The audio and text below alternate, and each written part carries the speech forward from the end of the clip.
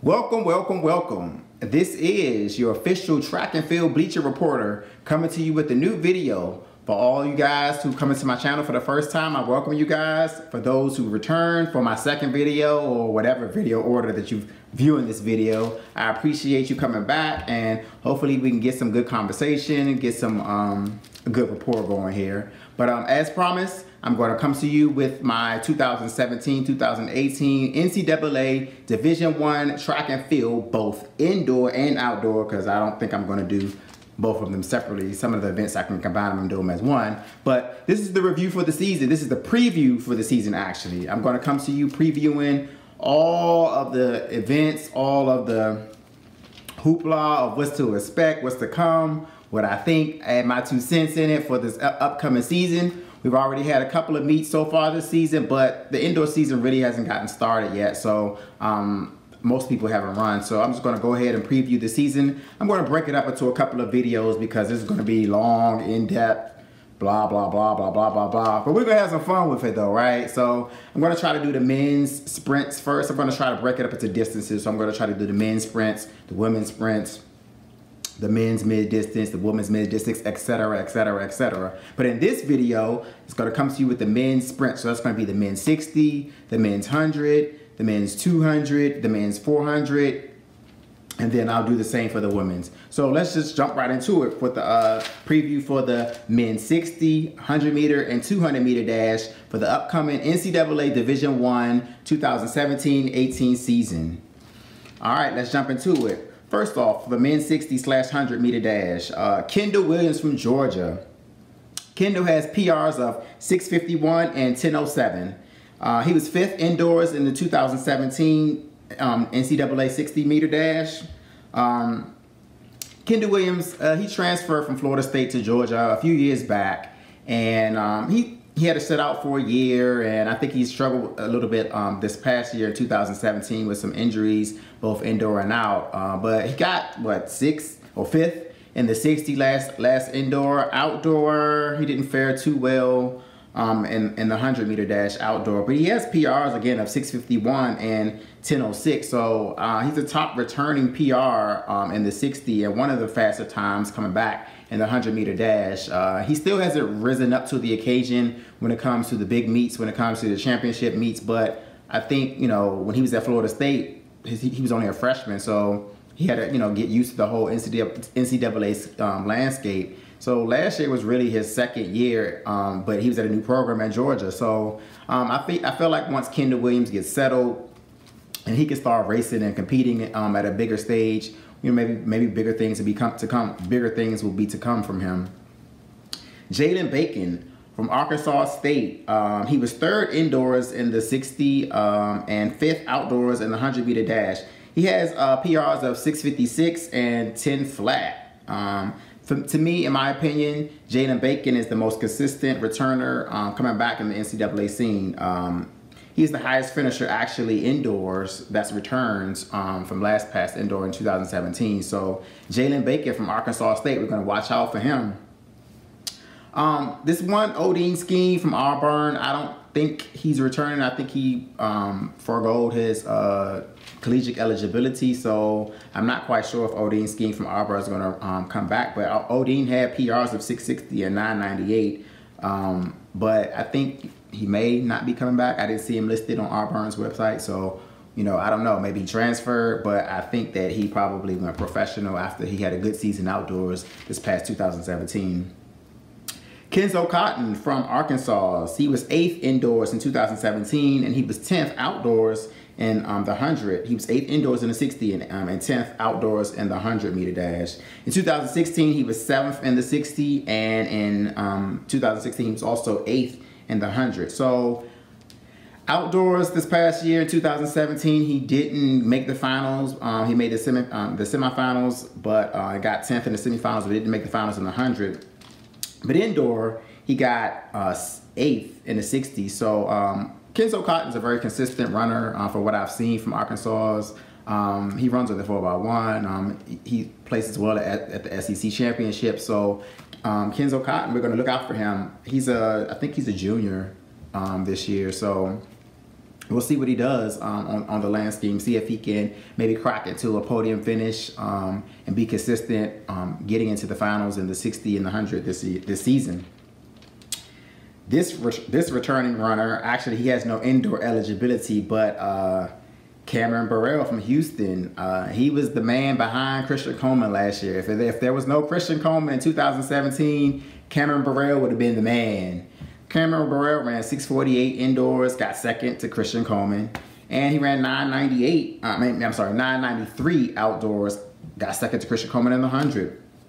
He has no indoor eligibility left, but you know, come outdoors, he'll be back, and so I think Cameron Burell, we have to watch out for him outdoors. We're not going to forget about him because we're not going to see him in indoors on the collegiate scene. You know, who knows? Maybe he'll try out for the USATF World Indoors, but. Outdoors, NCAA, I expect big things from Cameron Burell from Houston. Darrell Haraway from Florida State, he has PRs of 6:59. He's out of the DMV area in DC. He went to DeMatha Catholic, so shout out to Darrell Haraway.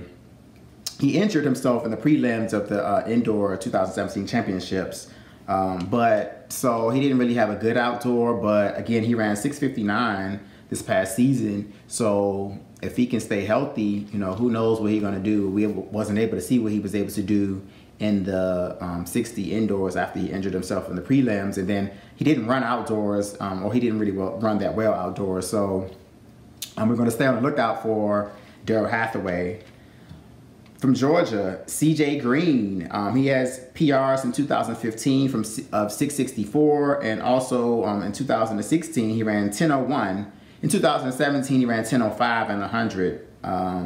He redshirted indoors in 2016 and was 9th outdoors in the 100. He ran 2:05.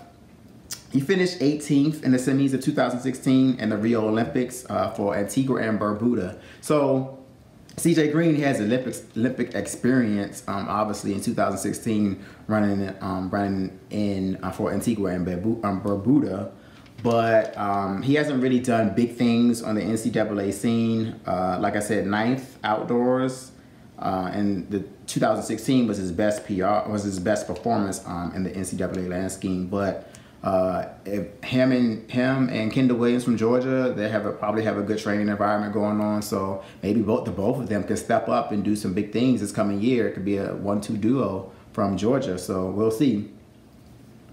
The dark horses. So I'm going to include some dark horses in my previews for my events. One of my first dark horses is Maxwell Willis from Baylor. He's a sophomore from Baylor, and in my opinion, he had the best freshman season as a freshman in 2017. He's from the DC area as well. He went to Archbishop Carroll High School in DC, so shout out again to another DC representative. He has PRs of 6:65 and 10:18 in the 100. So DeMarcus Simpson from Oregon is also a dark horse in my opinion. He has PRs of 6:66 and 10:12. In his first season at Oregon, he transferred from Oregon, into Oregon this past season. This was his first season in 2017. He got 12th outdoors in the 100. He ran his previous PRs before that was 10:47 and 6:72 in the 60. So he made some drastic improvements once he got to Oregon. But he didn't make the finals, both indoor and outdoor, either the 60 or the 100. But he's a dark horse. I'm looking to him to make the finals possibly this season and score some big points for Oregon. If he can continue dropping his times, like I said, he ran 6:66 this last season in indoor and 10:12 outdoor. So maybe he can get down to 6:50 in the 6:50s and maybe close to 10 flat or a little bit under 10 flat. I definitely feel like he could be a contender this season in the 60 and the 100. So we're going to keep an eye out for DeMarcus Simpson. Some of the freshmen and junior college transfers. Ketaivous Walter at Alabama. This was a huge pickup for Alabama. Ketaivous has PRs of 6:59 and 10:21. Ketaivous is a transfer from junior college. He's a junior now at Alabama. He's from Louisiana. I don't know how LSU let him get out of the state of Louisiana. But again, he has PRs of 659 and 1021, and he was just wrecking shop on the junior college scene in 2017, and I think he was one of the best, or if not the biggest recruit coming out of the junior college ranks in 2017. Also, we have Andre Ewers. He's at Florida State. He has PRs of 665 and 1013. He's also from the junior college ranks. He's at Florida State now. Florida State has a couple of recruits there. It must be a new coach. Must be something going on in the waters at Florida State, because there's a lot of recruits, both men and women, on the sprint side going there. So we're going to keep an eye out for Florida State program to see how these big recruits that's landed there have done. So that's the men's 60. Of course, there'll probably be a lot of names that I didn't mention that's going to sneak in there. We had Jalen Mitchell of North Carolina A&T. I mentioned him in my first video. He already has run this December, and for the 2018 season, he's run 665. And it took 665 to qualify for the NCAA's this past indoor season in 2017. So Jaylen Mitchell has already run 665. So he has a good shot of making NCs, and to run 665 in December, you know, again, I feel like he can potentially run faster than that. So I have to include him with the rest of the guys that I mentioned. But the men's 60, again, without Kristen Coleman being in the collegiate ranks this season, it's wide open for somebody to come in and take hold of the 60 and the 100-meter dash. So who's gonna bust the door open and come through and be the next Kristen Coleman? We'll see. The men's 60. All right, let's jump into the men's 200. Last indoors, it took 2080 to qualify for NCAA championship. So this year, you might have to run a little bit faster. You might have to run 2070. Who knows? But it took 2080 last year to make it. So we'll see. Just jump into it. Nicolini TT from South Carolina. He's the top returner outdoors in the 200. He has the PRs of 2067 indoors and 2014 outdoors. He got 8th in the 200 indoors and 11th outdoors in the 200. He didn't make the finals, but, you know, he's run 2014, so he has the ability to make the final, but hopefully, you know, he's one of the top returners, so he has the potential to make the final and be on the podium. We'll see. Jaylen Bacon, again, from Arkansas State. He has PRs of 2116 indoors and 2018 outdoors. Jaylen Bacon, he's a tricky one. He's run 656 in the 60 and 10 flat in the 100, so clearly he has the speed, but I think he may be a little bit on the taller side for the 200 indoors, and he may have some issues navigating the turns because the 2116 PR indoors doesn't match his 60, his 100, and his 200 outdoors. But Jaylen Bacon, if he can figure it out indoors, he's going to be one to watch out for, but definitely outdoors. I mean, running that fast in the 60 and the 100, it looks to me like he could potentially be the next one to break 20 seconds in the 200. So we'll keep an eye out for Jaylen Bacon in the 200 as well. We already know what he can do in the 60, but we're definitely going to keep an eye out for him in the 200 as well. Nick Gray from Ohio State, he has PRs of 2058 indoor and 2038 outdoors. Nick Gray, he hasn't really done a lot on the championship level scene in NCAAs. Other than in 2016, he got 6th indoor, so I take that back. I apologize. Nick Gray, you have done something. You got 6 indoors in the 200 in 2016. Outdoors, Nick, he got 7th in the 200 in 2016 as well. In 2017, he didn't make NCs, and then in 2017, he got 17th. So in 2017, he kind of had a shaky NCAA season, but he had a good season in 2016. So maybe he can get back to where he was at and be a contender and making it in the finals in NCAA. So we'll see. Nick Gray, I apologize for messing up your 2016 season because you actually did have a good year. So don't be mad at me. Maxwell Willis from Baylor, he's a sophomore, and again, I felt like he had the best freshman campaign last year as a true freshman. Again, he's from the DC area, so I'm gonna keep on repping him. He was 6th indoors in the 200 and 18th as a true freshman in the 200. He has PRs of 2069 indoors and 2039 outdoors. So he's right there with the best of them. I think he can do, if he can continue to improve, I'm rooting for him. I think he can be one to watch out for. I think he can, definitely be the next star in the 200. Kenzo Cotton, Mr. Consistency himself from Arkansas. He has PRs of 2065 and 2035. Kenzo, he was 7th indoors in 2017, and he was 8th outdoors in the 200. So he's made the finals. And again, Kenzo Cotton is one of those consistent runners that, he's always going to be there. He's always a threat. He hasn't broken through and been in the top, 3 or 4 or anything like that. But, to continue to make the finals year in and year out, it's only time can tell. And if he continues to improve, I mean, he's right there on the brink. He's right there on the brink of breaking through and being one of the big stars. So Kenzo Cotton, we're going to watch out for him this year. Eli Hall Thomas from Houston. He has PRs indoor of 2078 and outdoor of 2021. He didn't run the 200 at NC's last year, but indoor, but outdoor he ran 1996.